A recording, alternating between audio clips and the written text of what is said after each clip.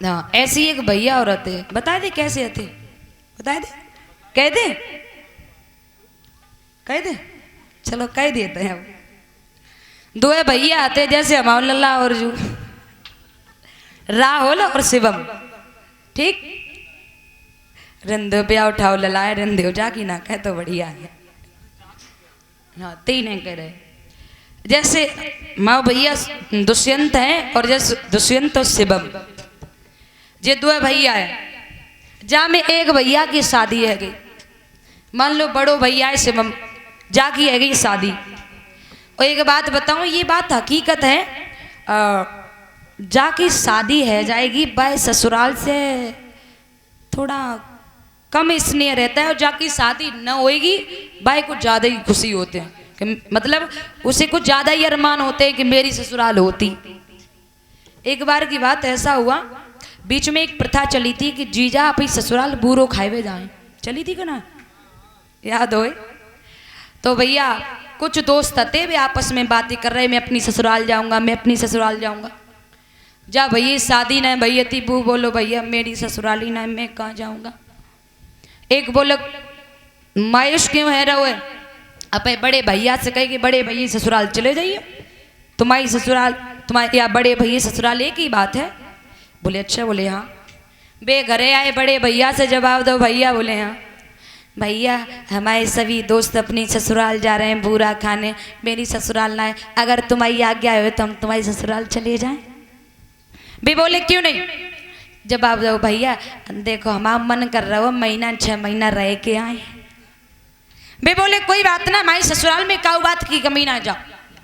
उनने कहा करो 4-6 जोड़ी कपड़ा बैग में रखे और चल दे। अब जैसे ही पहुंचे, सासू रानी जो होती वो मेन गेट पे खड़ी थी।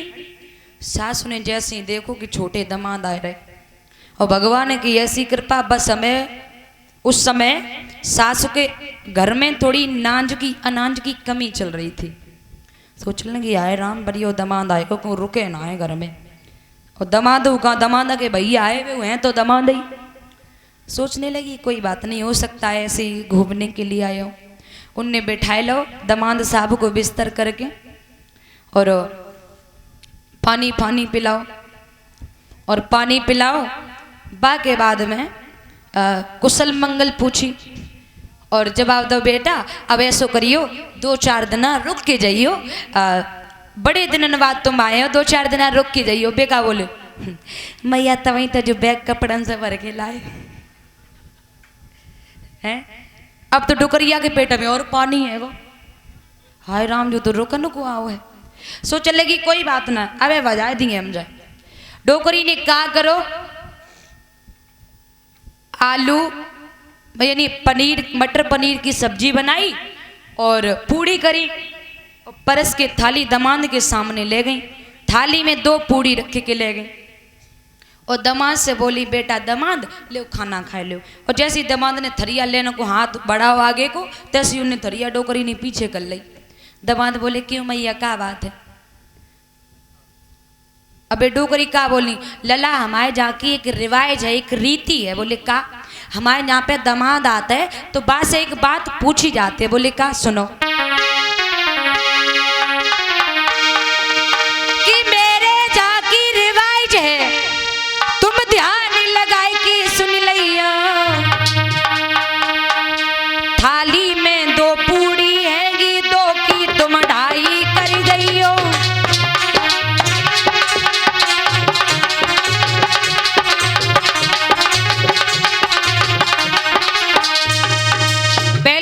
बोली जब बताओ तुम कहाँ के रिश्ता से खाओगे। अब उन्हें शादी ना भाई कूले फूले में कह दी मतलब ससुराले रिश्ता से खाए। तो डोकरी बोली ससुराले रिश्ता से खाए हो तो लला हमारे यहाँ पे दामाद आते हैं तो बा के लिए रोटी रखी जाते है, हम जब थरिया में 2 पूड़ी रखी के लाए, 2 की तुम 2.5 पूड़ी करते हो तो खाओ। अब ये सोचने लगे यार मुझे डोकरिया 2 पूड़ी धरे के लाई जो और कह 2.5 करते हो, आधी पूड़ी कहाँ से धरे। सोई बिक्का बोले माताजी अभी भूख नहीं लगी है, भूख लगेगी ना तभी मैं मांग के खा लूंगा। जैसे ही डोकरी थरिया लेके रसोई में घुसी तैसे उन्हें बैग उठाओ कर रखी सीध लगाए ले।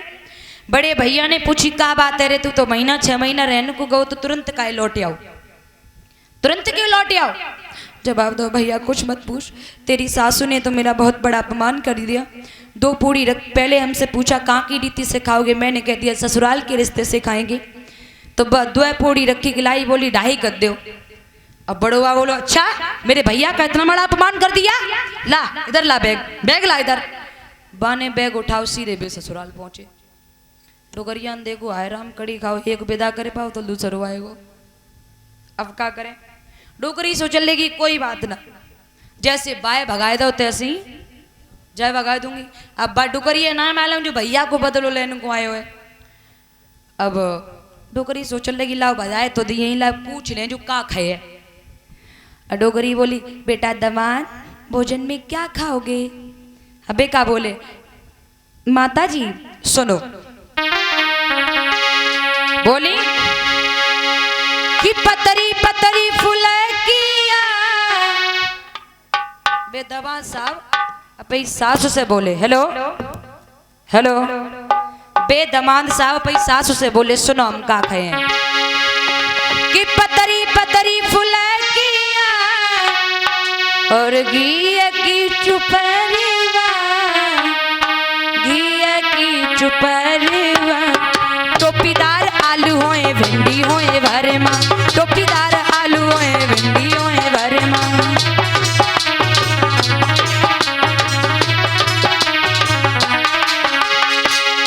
बे बोले पतरी पतरी फुलकिया, घी की चुपरवा, टोपीदार आलू होए भिंडी होए भरे माँ। टोपीदार आलू होए भिंडी होए। डोगरिया सोच लगी कड़ी खाने बता सांस ही ना लई। चलो कोई बात ना, थोड़ी घरे भिंडी रखी है और थोड़े आलू है, ला भुंजिया बना देते, टोपीदार आलू बना देते। टोपीदार आलू समझते हो ना, बिना जो छिलका के मतलब बिना छीले बनते हैं जो। तो डोगरी ने क्या करो थोड़े टोपी वाले आलू बनाए और थोड़ी भिंडी जो होती वो भरमा बनाए ले। और भगवान की कृपा से उन्हें घरे आटा नहीं घटेगा, थोड़ो ही आटा रहेगा, उनने सब आटा गूंथ लो और आटा बनाए लो। आटा गूंथ के खाना बनाए लो, थाली मतलब थोड़ा गरम गरम खाना बना लिया, थोड़ा परस दी थाली, दमाद को दे आई और रसोई में फिर कन्न को बैठ गई। याद आई करे जाए भाजान हो है, फिर बोले रुक जाओ रुक जाओ रुक जाओ। बोले क्यों, ऐसे नहीं खाओगे। बोले कैसे, हमारे यहाँ दमाद आता है तो उससे पूछा जाता है तुम कहाँ के रिश्ते से खाओगे। तो वे का बोले हमें का मालूम तुम्हारे यहाँ को रिश्ता का है, मैं तो यहाँ को रिश्ता से खाऊंगो, मुझे का मालूम तुम्हारे यहाँ की रीति का है। डोगरी सोचने लगी हाय राम तो चालाक निकलेगा।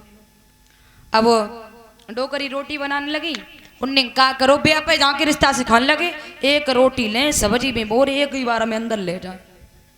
रसोई की तरफ देख जा रहे हैं वे, आटा रहो कना रहो। भगवान की कृपा से आटा जो गूथ हो तो सब खाए गए, थोड़ो सो आटा रह गो। पहले की बड़ी बूढ़ी मैयन की एक आदत होती थी, लास्ट में थोड़ा आटा बचा लेती थी, जिसकी वोरिया बनाती। वोरिया समझते हो ना, वोरिया समझते हैं ना, हाँ, थोड़ा आटा लास्ट में बचा लेती थी, उसकी वोरिया बना लेती थी वो। तो का भाव जैसे दमाद ने देखो थोड़ो ही आटा रह गया है, सोई बोले ओ बस बस माता जी अब कुछ नहीं लेना। तब तक का भाव बे तो खाए के चारपाई पे लेट गए, तब तक ब डोकरिया को नाती आएगो। नाती समझते हो ना, लड़के का बेटा, नाती आएगो। नाती पेट पकड़ के बोलो अम्मा भूख लगी है।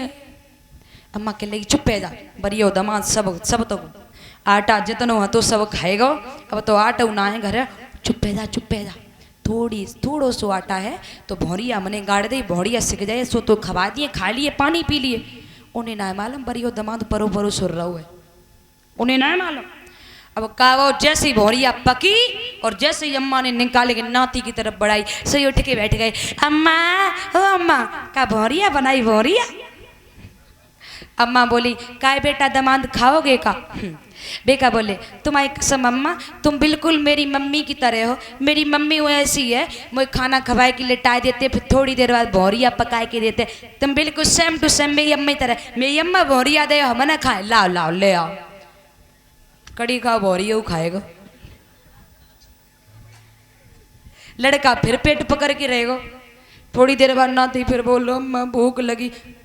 दमाद बोरिया खाए के लेट गए, दिखावटी आंखें बंद कर ली। सासू जाने सोए गो। अम्मा का बोली चुप है जा, चुप है जा, घर पे थोड़े चना रखे हैं, वे चना भूज दिए, चना खाए के पानी पी लियो, थोड़ो पेट में आट हो जाइए। और जैसे ही वे लेटे वे तो सब सुन रहे थे परे परे।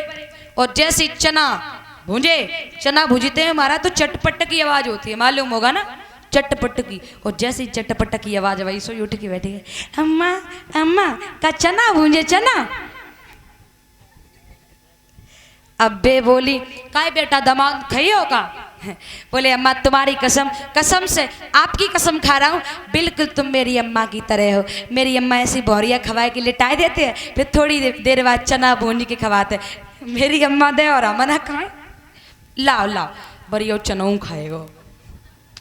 अब शाम को ससुर साहब लौट के आए, शाम को उनके ससुर साहब लौट के आए। ससुर साहब बोले ये नाती क्यों रो रहा है? बे बोली चुप है जाओ, इतने आओ हम तुम्हें बताते। वे कुन्ना मिलेगी धीमे से बोली घर पे थोड़ी ही आटा तो बरियो दमाद सब खाएगा, बोरिया बनाई बहू खाएगा, चना भूंजे बेऊ सब खाएगा।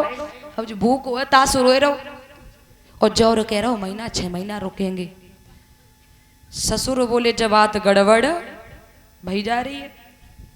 ससुर बोले एक काम करो। बोले का? जो बाजे तो जाएगो। बोले का करो?